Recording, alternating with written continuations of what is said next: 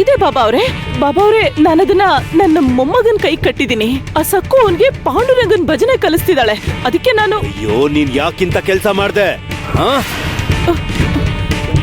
ನಾನ್ ನಿನ್ ಕೊಟ್ಟ ರಕ್ಷಣಾ ಕವಚನ ನಿನ್ ಕೈಯಲ್ಲಿ ಇಟ್ಕೊಳ್ದೆ ನಿನ್ ಮೊಮ್ಮಗನ್ ಕೈಗೆ ಯಾಕೆ ಕಟ್ಟದೆ?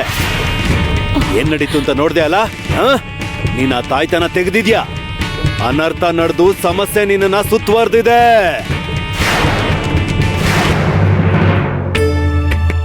ನಾನೇನ್ ತಪ್ಪು ಮಾಡ್ದೆ ಪಾಂಡುರಂಗ? ನಾನು ಅತ್ತೆ ಹೇಳ್ದ ಹಾಗೆ ನಾಗೋಜಿ ಬಾಬಾ ಸ್ಮರಣೆನೆ ಮಾಡ್ದೆ. ಆದ್ರೆ ಮನ್ಸಲ್ಲಿ ನಿನ್ನನ್ನೇ ನೆನ್ಸ್ಕೊಂಡೆ. ಒಂದ್ ವೇಳೆ ನನ್ ಮನ್ಸಲ್ಲಿರೋದವ್ರು ಕೇಳ್ಸಿರ್ಬೋದಾ? ಮದುವೆ ಆದಾಗಿಂದ ದಿನ ಬೈಗುಳ ತಿಂತಾನೆ ಇದ್ದೀನಿ. ನಮ್ಮಮ್ಮ ನನ್ನ ಬೈದ ಇರೋ ದಿನನೇ ಇಲ್ಲ. ಇದಕ್ಕೆಲ್ಲ ಕಾರಣ ನೀನೇ. ನಾಗೋಜಿ ಕುಲದೈವ ನಾಗೋಜಿ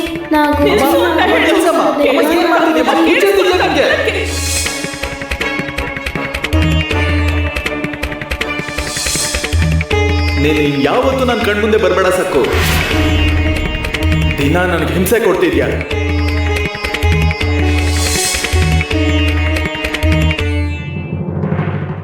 ಅಯ್ಯೋ ನೀನ್ ಯಾಕ ತಾಯ್ತನ ತೆಗೆದು ಹಾಕ್ದೆ ಮನೋರಮ?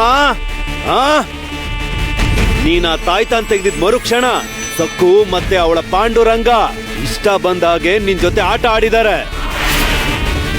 ಆ ಪಾಂಡುರಂಗ ಸೊಂಟದ ಮೇಲೆ ಕೈ ಇಟ್ಕೊಂಡು ಒಂದೇ ಕಡೆ ನಿಂತಿರ್ತಾನೆ, ಏನು ಮಾಡಲ್ಲ ಅಂತ ಅನ್ಕೋಬೇಡ. ಪವಾಡಗಳನ್ನ ಮಾಡ್ತಾನೆ ಕಾಪಾಟಿ ಅವನು. ಇವಾಗ ಏನ್ ಮಾಡ್ಬೇಕು ಅಂತ ನನಗೆ ಅರ್ಥನೇ ಆಗ್ತಿಲ್ಲ ಬಾಬಾ ಅವ್ರೆ. ನಾನ್ ನಿಮ್ಮನ್ನೇ ನಂಬಿದ್ದೀನಿ, ನೀವೇ ದಾರಿ. ಸ್ವಲ್ಪ ಇರು, ನನ್ಗೆ ಯೋಚನೆ ಮಾಡೋದಕ್ ಬಿಡು. ನಾನು ಯೋಚನೆ ಮಾಡ್ತೀನಿ, ಇರು. ಸ್ವಲ್ಪ ಜಾಗ ಬಿಡು ಮನೋರಮ.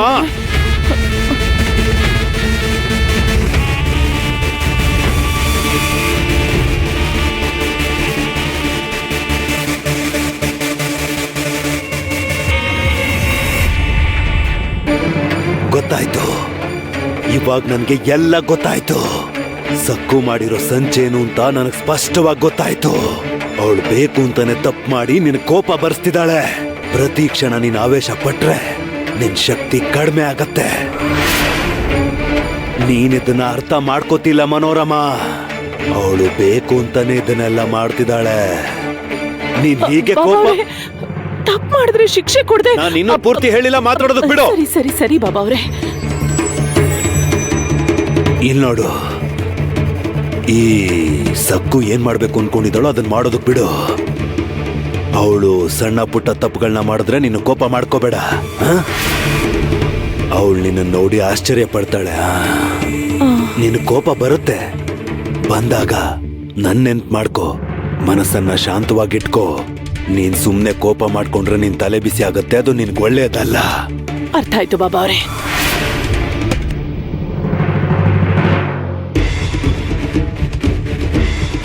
ಯಾಕೆ ಮನೋರಮ ಮುಖ ಬಾಡೋಯ್ತಲ್ಲ? ಯಾಕೆ? ನಾನೇನೇ ಹೇಳಿದ್ರು ಅದು ನಿನ್ ಒಳ್ಳೇದಕ್ಕೆ. ಆ ಸಕ್ಕು ಸದ್ಯದಲ್ಲೇ ದೊಡ್ಡ ತಪ್ಪು ಮಾಡ್ತಾಳೆ.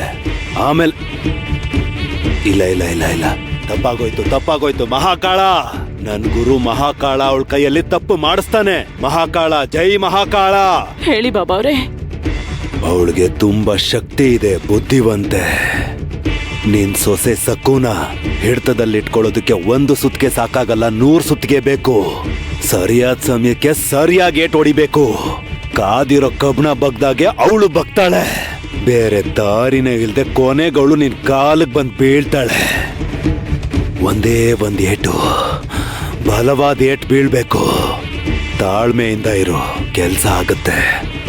ಸದ್ಯದಲ್ಲೇ ಸಕ್ಕು ದೊಡ್ಡ ತಪ್ಪು ಮಾಡ್ತಾಳೆ. ಅವಳೇನಾದ್ರೂ ಆ ತಪ್ಪು ಮಾಡಿದ್ಲು ಅಂದ್ರೆ ಆಗ ನಾನು ಮಹಾಕಾಳನ್ ಸಹಾಯದಿಂದ ಅವಳು ಒದ್ದಾಡ್ತಾ ಇದ್ರು ಬಿಡ್ದೇನೆ ನನ್ನ ಮುಷ್ಟಿಲಿ ಬಂಧನ ಮಾಡ್ತೀನಿ. ಬಿಡಲ್ಲ ಮನೋರಮ, ನಿನಗಾಗಿರೋ ಅವಮಾನಕ್ಕೆ ಸೇಡ್ ತೀರ್ಸ್ಕೋತೀನಿ. ಅಲ್ಲಿವರೆಗೂ ನೀನು ತಾಳ್ಮೆಯಿಂದಿರು. ನಿಜವಾಗ್ಲೂನಾ ಬಾಬಾ ಅವ್ರೆ? ನನ್ ಸೇಡ್ ತೀರುತ್ತಾ ಬಾಬಾ ಅವ್ರೆ? ಸಂದೇಹ ಇದೆಯಾ? ತೀರುತ್ತೆ. ಈ ನಾಗೋಜಿ ಮೇಲೆ ನಂಬಿಕೆ ಇಡು, ನಿನ್ ಸೇಡ್ ತೀರುತ್ತೆ. ಆತರ ಪಟ್ಟು ನಿರ್ಧಾರಗಳನ್ನ ತಗೋಬೇಡ.